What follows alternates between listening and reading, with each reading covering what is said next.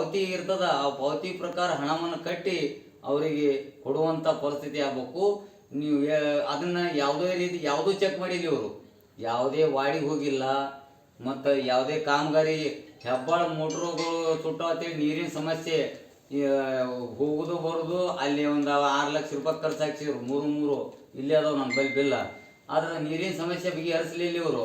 ನಾನು ಸನ್ಮಾನ್ಯ ಸಚಿವರ ಬಳಿ ಹೋದೆ, ಸನ್ಮಾನ್ಯ ಸಚಿವರ ಬಳಿ ಹೋಗಿ ನಾನು ಹಿಂಗಾಗಿ ಸಾಹೇಬ್ರ 7 ದಿವಸಕ್ಕೊಮ್ಮೆ ನೀರು ಬರ್ಲಾಕತ್ತಾವು ಮತ್ತು ಇದಕ್ಕೆ ಪರಿಹಾರ ಹೆಂಗೆ ಅಂದಾಗ ಸಾಹೇಬರು ಅವಾಗೆ KB MD ಅವ್ರಿಗೆ ಮಾತಾಡಿ ಅವ್ರಿಬ್ಬರನ್ನು ಸಸ್ಪೆಂಡ್ ಮಾಡಿ ಹಿಂಗೆ 7 ದಿವಸಕ್ಕೆ ನೀರು ಕರೆಂಟ್ ಸರಿಯಾಗಿ ಕೊಡೋಲ್ಗ್ಯಾರ ತಿಳಿಕಿಸಿಂದ ಅವರು ತರಾಟೆ ತೊಗೊಂಡಾಗ ಈಗ ಪ್ರತಿದಿನ ನೀರು ಬರ್ಲಾಕ ಪ್ರಾರಂಭ ಆದವು. ಮೇಡಮ್ ಅವ್ರು ಇಲ್ಲಿ ಕುರ್ಚಿ ಮ್ಯಾಗ ಇಲ್ಲೇ ಕೂತ್ಕೊಂಡು ತಮ್ಮ ಪತಿಯನ್ನು, ಒಬ್ಬ ಎಜುಕೇಟೆಡ್ ಇವರು, ಇವತ್ತಿನ ಪತ್ರಿಕೆ ಒಳಗೆ ಏನು ಹೇಳ್ಯಾರ, ನಮ್ಮ ಪತಿಯ ಇದು ಇಲ್ಲ ಅಂತ ಹೇಳ್ಯಾರ, ಏನು ಇದಕ್ಕೆ ಸಂಬಂಧ ಇಲ್ಲ ಅಂತ ಹೇಳಿ ಕೊಟ್ಟಾರ. ಪತಿ ಅವರು ಒಬ್ಬರು ಎಜುಕೇಟೆಡ್, ಸಾರ್ವಜನಿಕರು ಭೇಟಿಗೆ ಬರ್ತಿರ್ತಾರ. ಏನು ಬೆಳಗ್ಗೆ ಬಂದು ಸಾಯಂಕಾಲ ತನಕ ಅವ್ರ ಚೇಂಬರ್ದಾಗ ಕುಂದ್ರೋದಂದ್ರೆ ಸಾರ್ವಜನಿಕರು ಬೇರೆ ಬೇರೆ ವಿಷಯಗಳನ್ನ ಕೇಳಕ್ಕೆ ಬರ್ತಿರ್ತಾರ, ಮಾತಾಡಕ್ಕೆ ಬರ್ತಿರ್ತಾರ. ಯಾವತ್ತೂ ಅವ್ರ ಜೊತೆನೆ ಕುಂದ್ರೋದ್ರಿಂದ ಸಾರ್ವಜನಿಕರು ಬಂದು ಹೇಳಿಂದ ನಾವು ಅವ್ರಿಗೆ ಕೇಳ್ಬೇಕಕ್ಕ. ಸಾರ್ವಜನಿಕರು ಬಂದು ಹೇಳಿದ್ರೆ ನಮ್ಗೆ ಯಾಕೆ ಬೇಕು ಅದನ್ನ? ಅವ್ರ ಪತಿಯರೇ ಕುಂದ್ಸ್ಕೊಂಡು ಕುಂದಿರ್ಲಿ, ಅವ್ರ ಮನೆಯವ್ರು ಯಾರು ಬೇಕಾದವ್ರನ್ನ ಕುಂದ್ಸ್ಕೊಂಡು ಕುಂದಿರ್ಲಿ, ನಾವೇನು ಮಾಡೋಣ? ಅವ್ರ ಪತಿನೇ, ಯಾಕಂದ್ರೆ CC ಫುಟೇಜ್ ಐತೆ, ಪುರಸಭೆ ಒಳಗೆ CC ಫುಟೇಜ್ ಐತೆ. ಮತ್ತು ಚೀಫ್ ಆಫೀಸರ್ ಚೇಂಬರ್ದಾಗೂ ಅವ್ರು ತೆಳಗೆ ಬಂದ್ರಪ್ಪ ಅಂದ್ರೆ ಅಲ್ಲಿ ಹೋಗಿ ಕುಂದ್ರದು, ಅಲ್ಲಿ ಚೀಫ್ ಆಫೀಸರ್ ಭೇಟಿಯಾಗ ಸಾರ್ವಜನಿಕರು ಬರ್ತಾರೆ. ಅದಕ್ಕೆ ನಾವು ಒಂದು ವಿನಂತಿ ಮಾಡ್ಕೋತೀನಿ, ಮೇಡಮರ ನೀವು ನಮ್ಮ್ಯಾಗ ಏನು ನಾವು ನಿಮ್ಮ ವಿಶ್ವಾಸಕ್ಕೆ ತೊಗೊಂಡು ಮಾಡ್ಲಾಕತ್ತೀನಿ ತಿಳಿರಲ್ಲ, ಅದನ್ನು ಸುಳ್ಳು. ಇನ್ನು ಮುಂದರೆ ನೀವು ವಿಶ್ವಾಸಕ್ಕೆ ತೊಗೊಂಡು ಮಾಡ್ತೀನಪ್ಪ ಅಂದ್ರೆ ನಾವು 11 ಸದಸ್ಯರು, ಏನು 11-12 ಮಂದಿ ಸದಸ್ಯರದೇವಿ, ನಾವು ನಿಮಗೆ ಸಾಥ್ ಕೊಡ್ತೀವಿ. ಅಭಿವೃದ್ಧಿ ಮಾಡಿರಿ. ಒಳ್ಳೆ ನೀವು ಏನ್ರೆ ನಾವೆಲ್ಲ ನಿಮಗೆ ನಮ್ಮದೇ ನಾವು ಹಠ ಸಾಧಿಸ್ತೀನಿ ಅನ್ನೋದಾದ್ರೆ ನಾವು CC ಫುಟೇಜು ತೊಗೋತೀವಿ, ಮುಂದೆ ಹೋರಾಟ ಮಾಡೋಕ್ಕೂ ತಯಾರದೇವಿ, DC ಅವ್ರ ಬಳಿ ಹೋಗೋಕ್ಕೂ ತಯಾರದೇವಿ, PD ಅವ್ರ ಬಳಿ ಹೋಗ್ತೇವಿ, DC ಅವ್ರ ಬಳಿ ಹೋಗಿ ಮನವಿನೂ ಕೊಡ್ತೇವಿ.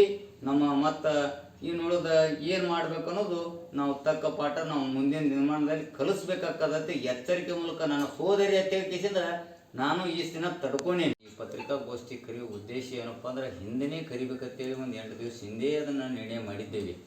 ಅದು ಯಾಕೋ ಸ್ವಲ್ಪ ತಡವಾಯಿತು. ಅದಕ್ಕೆ ಏನಪ್ಪ ಅಂದ್ರೆ ಈಗ ಪುರಸಭೆಯಲ್ಲಿ ಏಪ್ರಿಲ್ 2ರಿಂದ ಏನು ಅಧಿಕಾರವನ್ನು ಸ್ವೀಕಾರ ಮಾಡ್ಕೊಂಡಾರ ಜಗದೇವಿ ಅಕ್ಕ ಗುಂಡಳ್ಳಿ ಅವರು ಮೊದಲ ಏನು ಈಗ ಆಡಳಿತ ಕೊಟ್ಟಾರ. ಸಂಜು ಅನ್ನಪೂರ್ಣ ಕಲ್ಯಾಣಿ ಅವರು ಆಡಳಿತ ಕೊಟ್ಟಾರ, ಮತ್ತು ಲಕ್ಷ್ಮೀಬಾಯಿ ಬೆಲ್ಲದವರು ಆಡಳಿತ ಕೊಟ್ಟಾರ, ರೇಣುಕಾ ಬೇಕನಾಳ್ ಅವರು ಆಡಳಿತ ಕೊಟ್ಟಾರ. ಅವರು ಆಡಳಿತ ಕೊಟ್ಟಿದ್ದು ನಾವು ಮೆಚ್ಚುಗೆ ಪಡ್ತೇವೆ. ಇವತ್ತಿನ ನೆನೆಸ್ಬೇಕಕ್ಕ, ಯಾಕಪ್ಪ ಅಂದ್ರೆ ಒಳ್ಳೆಯ ಒಂದು ಆಡಳಿತ, ಒಂದು ಏನೇ ಕೆಟ್ಟದ್ದು ಬರಲಿ ಒಂದು ಒಳ್ಳೇದು ಬರಲಿ, ಸರ್ವ ಸದಸ್ಯರನ್ನು ತಮ್ಮ ವಿಶ್ವಾಸಕ್ಕೆ ತಗೊಂಡು ಕಾರ್ಯವೈಖರಿಗಳನ್ನು ಮಾಡ್ತಿದ್ರು. ಅವ್ರನ್ನ ಎಷ್ಟು ವರ್ಷ ಆದರೂ ಕೂಡ ಅಂಥ ಅಧಿಕಾರ ಯಾರು ಕೊಡುವ ಸಾಧ್ಯತೆ ಆಗೋದಿಲ್ಲ ಅಂತ ಕಿಸಿಂದ ಸಾಬೀತಾಗತ್ತದ. ಈಗ ಯಾಕೆ ಸಾಬೀತಾಗತ್ತದಪ್ಪ ಅಂದ್ರೆ ಈಗ ಯಾಕೆ ಸಾಬೀತಾಗತ್ತದಪ್ಪ ಅಂದ್ರೆ ಈಗ ಮಾನ್ಯತಾನೇ ಏನು ಏಪ್ರಿಲ್ 2ನೇ ತಾರೀಕಿಗೆ ಏನು ಕುರ್ಚಿಯನ್ನು ಏರ್ತಕ್ಕಂಥ ಸೋದರಿ ಜಗದೇವಿ ಗುಂಡಳ್ಳಿ ಅಕ್ಕರು ಯಾವ ಸರ್ವ ಸದಸ್ಯರಲ್ಲಿ ಏನು ಪತ್ರಿಕೆ ಒಳಗೆ ಏನು ಹೇಳಿಕೆಗಳನ್ನು ಕೊಡ್ತಾರಲ್ಲ, ಸರ್ವ ಸದಸ್ಯರು ನನಗೆ ಅಣ್ಣತಮ್ಮದ ಸಮಾನ, ನಾ ಎಲ್ಲರನ್ನೂ ಅಣ್ಣತಮ್ಮದವರು ಮತ್ತು ಪುರಸಭೆ ಉಪಾಧ್ಯಕ್ಷರನ್ನು ನನ್ನ ಸೋದರನಂತೆ ನೋಡಿಕೊಂಡು ವಿಶ್ವಾಸಕ್ಕೆ ತೊಗೊಂಡು ಪಟ್ಟಣದ ಪುರಸಭೆಯನ್ನು ಅಭಿವೃದ್ಧಿ ಕೊಂಡೊಯ್ಯಾಕತ್ತೀನಿ ಅಂತ ಕಿಸಿಂದ ಏನು ಹೇಳಿಕೆ ಕೊಡ್ತಾರ, ಅದೆಲ್ಲ ಸುಳ್ಳು ಹೇಳಿಕೆಯನ್ನು ಕೊಡಬಾರ್ದು. ಹಂಗೆಲ್ಲ ಸುಮಾರು 11 ಮಂದಿ ಸದಸ್ಯರಿದ್ದೇವೆ. ಇಲ್ಲಿ 11 ಮಂದಿ ಸದಸ್ಯರನ್ನ ಯಾರನ್ನೂ ವಿಶ್ವಾಸಕ್ಕೆ ತಂದೆ ನಮ್ಮದೇ ಪಕ್ಷ, ಇನ್ನುಳಿದ ಪಕ್ಷ ಬಿಡ್ರಿ, ಬೇರೆ ಪಕ್ಷ ಬಿಡ್ರಿ, ಆದ್ರೆ ನಾವು ಬಹುಮತ ಇದ್ದಂಥ ಪಕ್ಷದವ್ರನ್ನೇ ಅವ್ರು ವಿಶ್ವಾಸಕ್ಕೆ ತಗೊಳ್ಳಿಲ್ಲಪ್ಪ ಅಂದ್ರೆ ಇವರು ಅಧಿಕಾರ ಯಾವ ರೀತಿ ಅಧಿಕಾರ ಮಾಡ್ತಾರ? ಅದು ನಾನು ಪತ್ರಿಕೆಯೊಳಗೆ ಬಂದವರಿಗೆ ಬಂದಿದ್ದು ನೋಡಿ ನಾನು ಅವ್ರಿಗೆ ಕೇಳ್ತೀನಿ. ಇಲ್ಲಿ 11 ಮಂದಿ ಸರ್ವ ಸದಸ್ಯರು ನಾವು ಸುಮಾರು ಒಂದು 20 ದಿವಸ ಹಿಂದೆ ಇದನ್ನು ಮಾಡ್ಬೇಕಂತ ಮಾಡಿದ್ದೇವಲ್ರಿ.